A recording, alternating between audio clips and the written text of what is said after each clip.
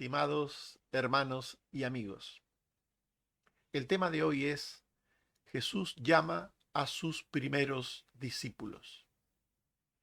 El llamado de Jesús a sus primeros discípulos marca el inicio de un movimiento que transformaría al mundo.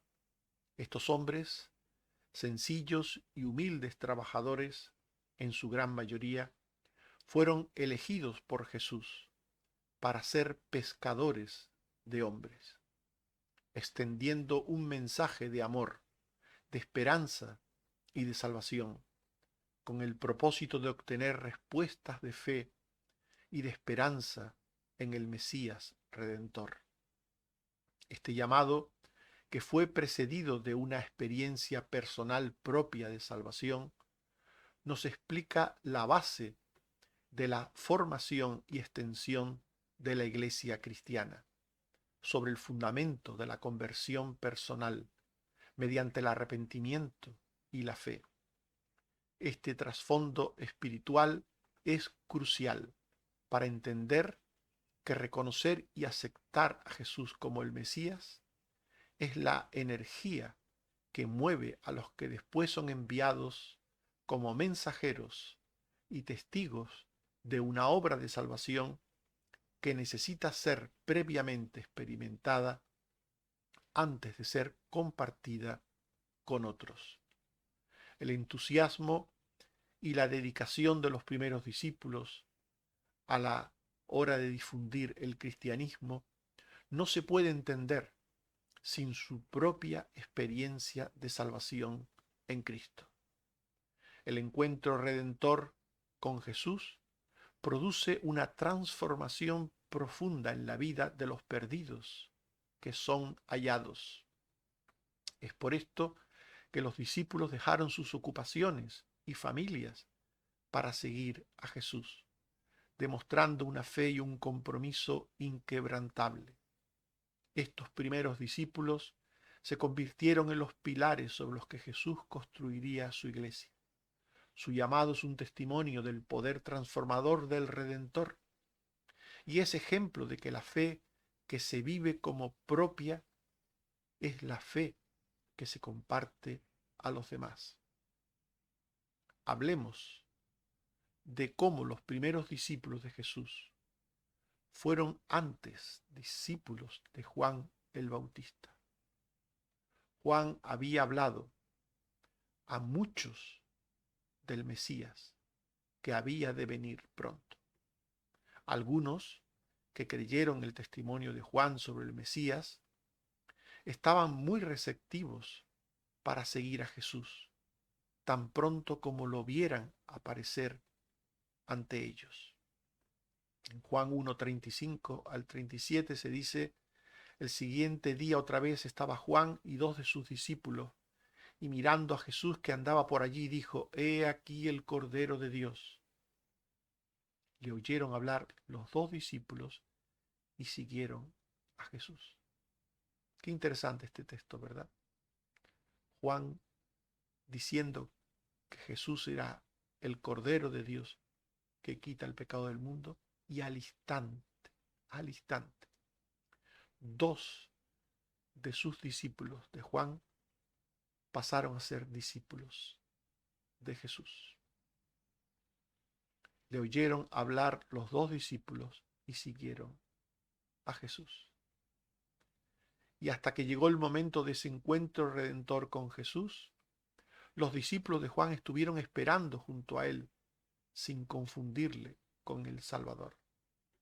Juan tuvo claro, muy claro, que debía decir a los que le escuchaban, a los que le seguían, que el Mesías venía tras él, que el Cordero de Dios venía tras él. Juan 1:35 y 40. El siguiente día otra vez estaba Juan y dos de sus discípulos, Andrés, hermano de Simón Pedro. Era uno de los dos que habían oído a Juan y habían seguido a Jesús. Por tanto, Juan tenía claro lo que él era, quién era el Mesías, y sus discípulos, los discípulos de Juan, también lo tenían claro. y estaban dispuestos a ver aparecer en escena a Jesús, al Mesías, para seguirle. Por tanto, durante un tiempo Juan cumplió con su ministerio de precursor del Mesías. Pero llegó el momento en que los discípulos de Juan conocerían al propio Mesías, a Jesús, y nada más verle. Los verdaderos discípulos de Juan, nada más ver a Jesús, creyeron en él como el Mesías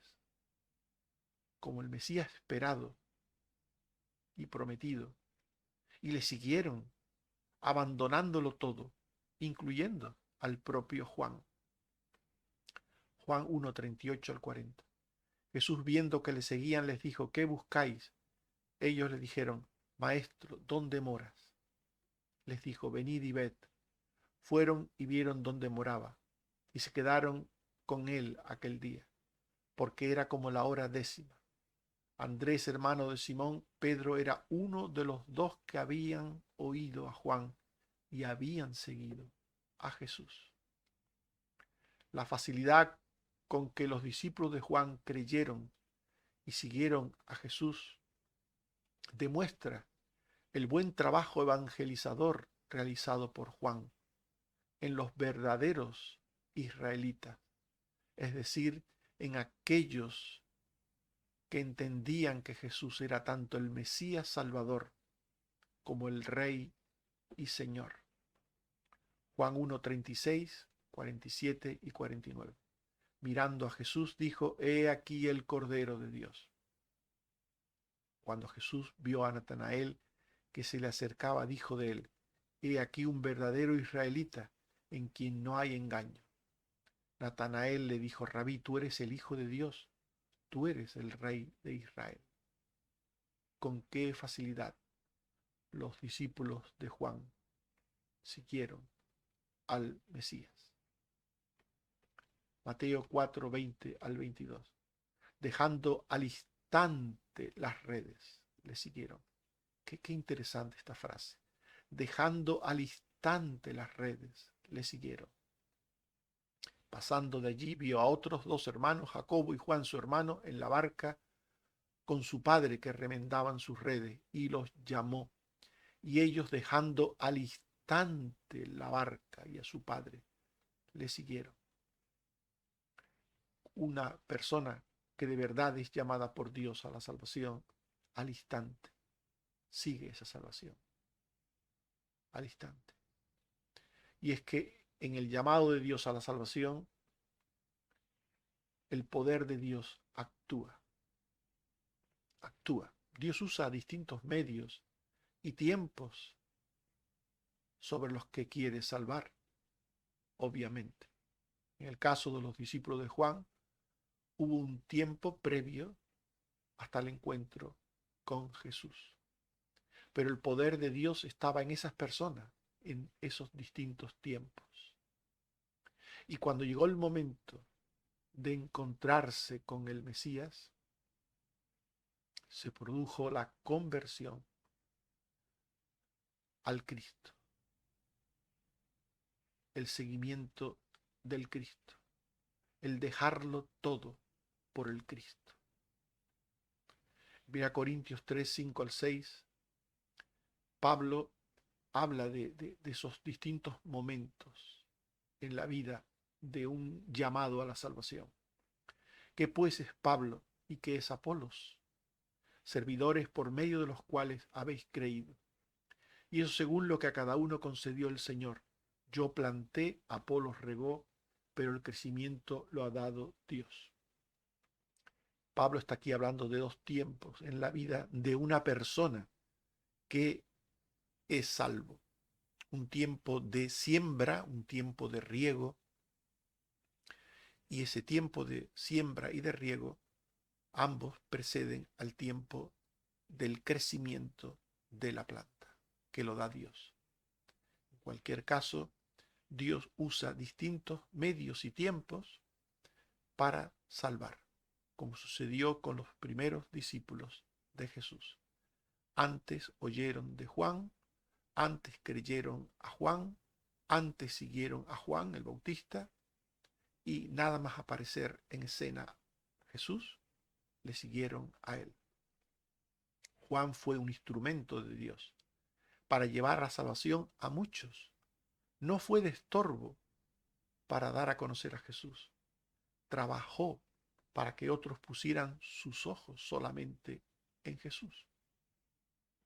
Los que creyeron en Jesús como Mesías, después hablaron a otros de Jesús el Mesías.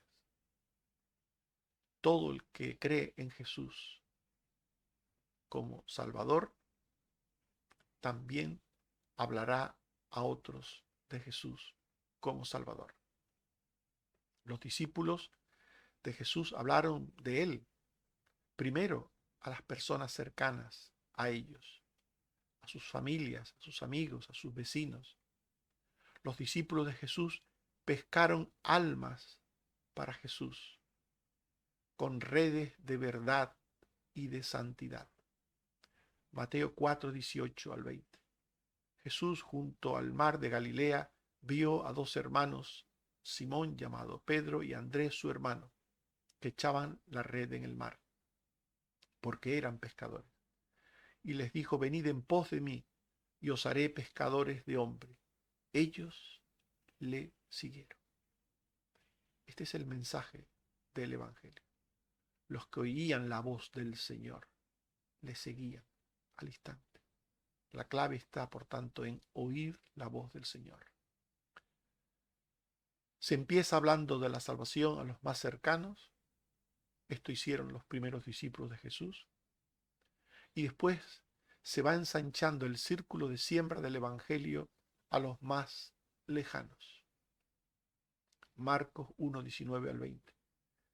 Jesús vio a Jacobo y a Juan su hermano en la barca que remendaban las redes, y luego los llamó, y dejando a su padre le siguieron. Los primeros discípulos eran familiares, eran hermanos, cercanos, muy cercanos, pero después habían de testificar de Jesús en ambientes más lejanos. Hechos 1:8. Me seréis testigos en Jerusalén, en toda Judea, en Samaria y hasta lo último de la tierra. Por tanto, todo el que está en Jesús, en la salvación de Jesús, primero habla de Jesús a los cercanos y después va extendiendo el círculo, lo va ampliando y va hablando de Jesús a otros. Como hemos leído, Jerusalén, Judea, Samaria y hasta lo último de la tierra. La profesión de fe no es solo ante el Señor. Confesar a Jesús con la boca no es solo ante Él, ante Jesús. Es ante los hermanos en la iglesia, es también ante nuestra familia, ante la gente en general, mostrando que no nos avergonzamos del Señor ni de su obra de salvación. En su mensaje, los discípulos combinaron el testimonio de las Escrituras sobre el Mesías con su propia experiencia de salvación con Él. No olvidemos que la Biblia es la que interpreta la experiencia humana.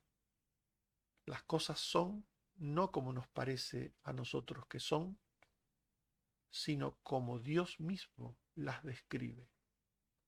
Juan 1, 41 al 42. Este halló primero a su hermano Simón y le dijo: hemos hallado al Mesías, que traducido es el Cristo, y le trajo a Jesús. Y mirándolo Jesús dijo: tú eres Simón, hijo de Jonás, tú serás llamado Cefas, que quiere decir Pedro. Juan 1, 44 al 45. Y Felipe era de Betsaida, la ciudad de Andrés y Pedro. Felipe halló a Natanael y le dijo: hemos hallado a aquel de quien escribió Moisés en la ley, así como los profetas, a Jesús, el hijo de José, de Nazaret. Nuestra experiencia nunca puede contradecir a la palabra de Dios. Nunca. Cuando una persona da un testimonio veraz de sí, de lo que le ha sucedido, de la obra que Dios ha hecho en su vida, ese testimonio es conforme a la voluntad de Dios, conforme a lo que enseña las Escrituras.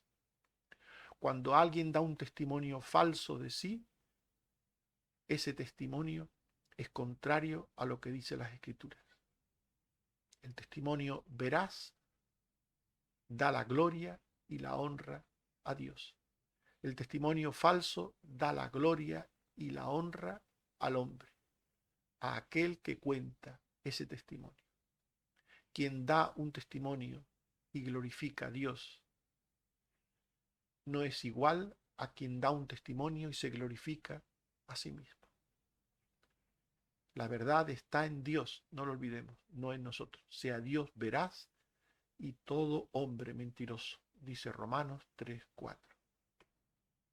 Por tanto, tenemos que compartir la palabra y cualquier testimonio de fe de nuestra vida que sea según lo que la Biblia dice que sucede en una persona redimida, en una persona salva.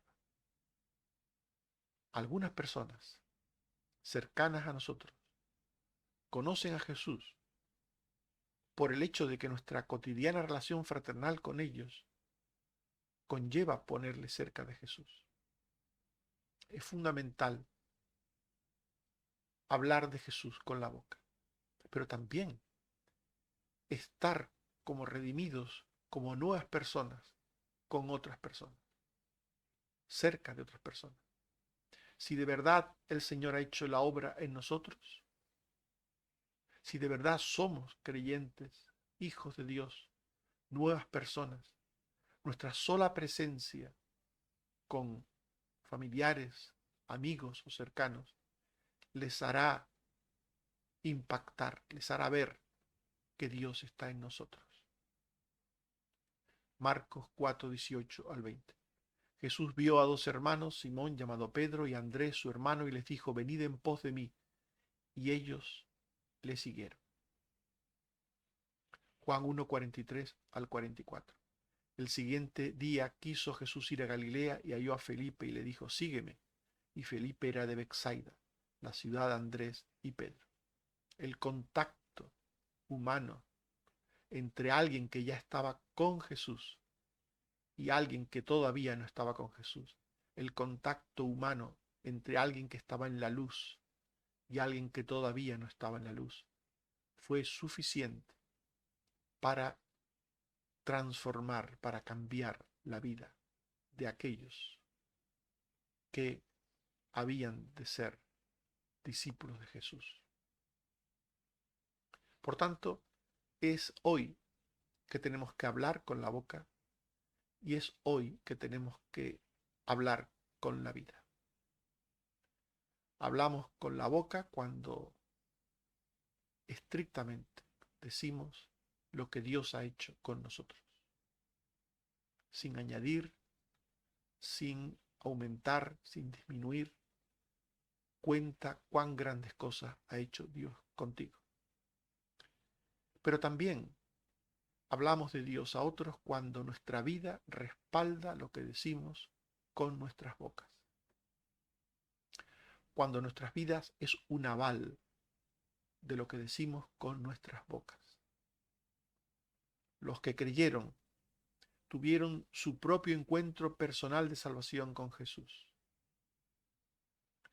Esta experiencia de salvación con Jesús es necesaria para afianzar la fe en el poder de Dios. Nadie es salvo de oídas o por fe reflejada. Podemos tener a un familiar creyente o a un vecino creyente, pero cada uno debe tener su propia experiencia de salvación con Jesús.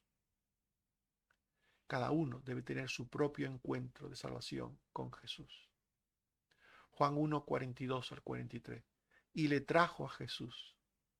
Y mirándole Jesús dijo, tú eres Simón, hijo de Jonás, tú serás llamado Cefas, que quiere decir Pedro. El siguiente día quiso Jesús ir a Galilea y halló a Felipe y le dijo, sígueme. Todo el que ha de ser salvo tiene que ser llevado a Jesús. Tiene que seguir a Jesús. No es suficiente que siga a Jesús su padre, su hermano, su esposo, su esposa. Cada uno tiene que seguir a Jesús. Cada uno tiene que ser llevado a Jesús. Juan 1, 49 al 51. Natanael le dijo: Rabí, tú eres el Hijo de Dios. Cada persona tiene que decirle a Jesús: tú eres el Hijo de Dios, el Rey de Israel. Jesús le dijo: porque te dije, te vi bajo de la higuera, ¿crees? Cosas mayores que esta verás. Y le dijo: de cierto os digo, de aquí en adelante veréis el cielo abierto y a los ángeles de Dios que suben y descienden sobre el Hijo del Hombre. A veces basta con cualquier palabra en el poder de Dios para llevarnos a Jesús. Pero eso solo es un preludio de las muchas y grandes cosas que los creyentes verán a lo largo de sus vidas. Cuando hay una experiencia real de salvación, nada ni nadie impide seguir a Jesús. Nada ni nadie. Hay personas que ponen excusas. El trabajo, mi marido, mi esposa. Ahora no puedo porque estoy comprometido, porque tengo dificultades. Cuando una persona de verdad es hijo de Dios, nada le impide encontrarse con Jesús. Mateo 4, 20 al 22. Ellos, dejando las redes, le siguieron. Pasando de allí vi a otros dos hermanos, Jacobo y Juan su hermano, en la barca con Zebedeo su padre, que remendaban sus redes. Y los llamó. Y ellos, dejando la barca y a su padre, le siguieron. Ninguna barca terrena, aunque sea el medio de nuestro trabajo, ningún padre puede impedirnos ni ser obstáculo para que nos encontremos con Jesús. No se trata de cualquier cosa, se trata de la salvación. Nadie puede poner objeciones, excusas para el acontecimiento más importante que le puede suceder a una persona en esta vida: tener la salvación, estar preparado para el encuentro con Dios en el más allá. Ese es el acontecimiento más grande, más importante que le puede suceder a una persona.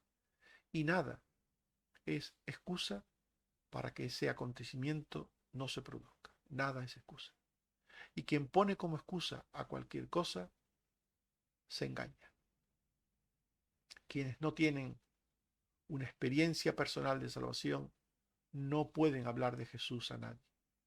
Nadie puede compartir con convicción y eficacia aquello de lo cual no conoce nada, aquello que no ha experimentado. Juan 1, 45 al 46.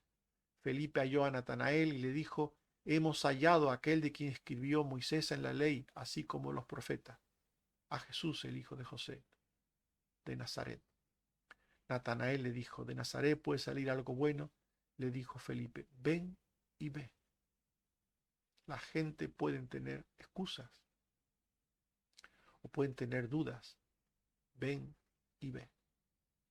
Al final, todos los que han de ser salvos tienen que venir, tienen que ir a Jesús y ver ellos mismos al Salvador. Estimados hermanos y amigos, hemos llamado de Jesús, llama a sus primeros discípulos. Y hemos dicho que los primeros discípulos de Jesús fueron antes discípulos de Juan el Bautista. Juan había hablado a muchos del Mesías, que había de venir pronto. Y algunos que creyeron estaban muy receptivos para seguir a Jesús tan pronto como lo vieran aparecer ante ellos. Llegó el momento en que los discípulos de Juan conocerían a Jesús. Nada más verle, creyeron en él y le siguieron al instante. Y hemos visto que los que creyeron en Jesús como Mesías, después hablaron a otros de él. Los discípulos de Jesús hablan de él a otras personas. Hablan de Él con prontitud a las personas más cercanas, a su familia, a sus vecinos, a sus conocidos, a sus compañeros de trabajo. Los discípulos de Jesús son pescadores de almas para el Señor, con redes de verdad y de santidad. Y los que creyeron en Jesús tuvieron su encuentro personal de salvación con Él y hablaron de Él con el mensaje de las Escrituras que interpreta y sujeta a ellas nuestra experiencia de salvación con Jesús. En Marcos 5:19 se dice, Jesús le dijo a alguien a quien había salvado, vete a tu casa, a los tuyos, y cuéntales cuán grandes cosas el Señor ha hecho contigo y cómo ha tenido misericordia de ti. ¿Eres salvo? Si eres salvo, cuéntale a otros cómo el Señor ha tenido misericordia de ti. Que el Señor te bendiga. Amén. Oremos. Señor, te damos gracias por tu palabra, que nos habla de esa experiencia real, genuina, que tiene que darse en el corazón, en la vida de todos los que han de ser salvos. Esa experiencia de salvación sin la cual nadie puede hablar después de ti a otros. Danos, Señor, la gracia de compartir de ti a otros, de compartir que eres el Salvador, que eres el camino, la verdad y la vida, que nadie va al Padre sino por ti. Ayúdanos, Señor, a poder decir al mundo que antes éramos ciegos y ahora vemos, que antes estábamos perdidos y ahora hemos sido hallados, que antes estábamos muertos y ahora tenemos vida, que antes estábamos condenados y ahora hemos sido perdonados en Cristo. Ayúdanos, Señor. Gracias por tus maravillosas obras también en nuestras vidas, de ayuda, de sanidad, de provisión, de cuidado. Gracias, Señor. Ayúdanos a tener siempre presente que sin ti nada somos y que en ti estamos esperando todos los días de nuestra vida. Ayúdanos, Señor, te lo suplico. Gracias, Padre, por Jesucristo tu Hijo. Amén. Que el Señor nos bendiga y nos guarde. Amén.